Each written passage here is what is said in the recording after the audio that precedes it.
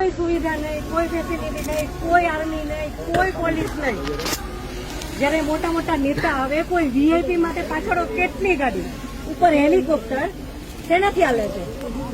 Tax pay કરે છે એના ઉપર નથી। વીઆઈપી માટે જે સર્વિસ છે એ આ લોકો માટે કેમ નથી? હું નીચે આર્મી કેમ્પમાં ચિલ્લાઈને કહેતી હતી કે ઉપર કેટલા લોકો જખમી છે, તમે લોકો જલ્દી કંઈક કરો।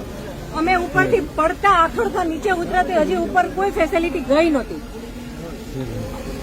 ઉપર આટલું બધું થઈ ગયું હતું, નીચે આર્મીને ખબર કેમ ન પડી કે ઉપર આ થઈ ગયું છે? આતંકવાદી અમારી સામે આવીને ગોળી મારી જાય છે, હિન્દુ મુસલમાનને અલગ કરીને હિન્દુના બધા ભાઈઓને ગોળી મારી છે। તો આપણી આર્મી કરે છે શું? લાખોની સંખ્યામાં આર્મી હતી ત્યાં, અને જે ટુરિસ્ટ પ્લેસ છે ત્યાં કોઈ આર્મી મેન નહીં, કોઈ પોલીસમેન નહીં કે કોઈ ફર્સ્ટ એડ કિટ નહીં, કાંઈ જ સુવિધા નહીં। એમાંથી એક આર્મી મેન એવું કહે છે કે તમે લોકો ઉપર ફરવા શું કામ જાઓ છો? હવે તમે મને એ વાતનો જવાબ દો। જો આ રીતનું હતું તો તમે અમને જવાબ શું કામ દો છો? નહીં, હવે મારા ઘરનો સ્તંભ વયો ગયો છે, હવે તમે મને પાછો આપો, મારે બીજું કઈ ન જોઈએ। આજ પછી કોઈ દિવસ કોઈ વોટ જ નહીં કરતા। જો આપણી ગવર્મેન્ટને પોતાની જ સુવિધા રાખવી છે, તમારા પાછળ કેટલા વીઆઈપી હોય છે, કેટલી ગાડીઓ હોય છે, તમારો જીવ છે, આ ટેક્સ પે કરે છે એનો જીવ નથી? આ છોકરાઓનું શું, આનું ભવિષ્ય શું? આને ડોક્ટર બનાવી છે, આને એન્જિનિયર બનાવો છો, હું કઈ રીતે બનાવીશ?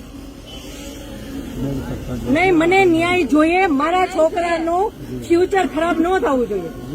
આટલા વર્ષની સર્વિસમાં એને ટેક્સ તમે કટ કરીને તમે સેલરી આપો છો ને, અને ઉપર જતા અમે કઈ પણ વસ્તુ ખરીદીએ છીએ, ક્યાંય જઈએ છીએ, ફરીથી ટેક્સ, ટોલ ટેક્સ, બધા ટેક્સ તમે અમારી પાસેથી લ્યો છો।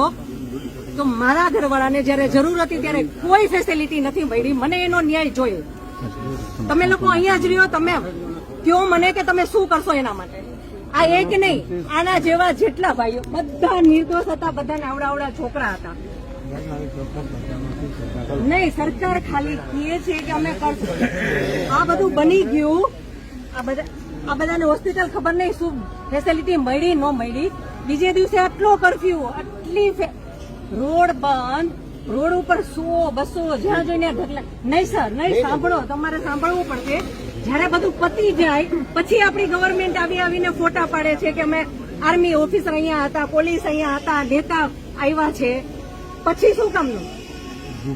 અને આર્મી ઓફિસર એવું કેમ બોલી શકે કે તમે લોકો ઉપર જાઓ છો શું કામ ફરવા? અને ત્યાં એક બોલ્યો તો બાકીના બધા સાંભળતા હતા, તો કોઈ કઈ ત્યારે કેમ ન બોલ્યું? અમે ત્યારે એમ બોલ્યા કે આર્મી મુર્દાબાદ કે આર્મી હાય હાય, તો અમને પકડીને કેમ અંદર ફેંકી દે છે?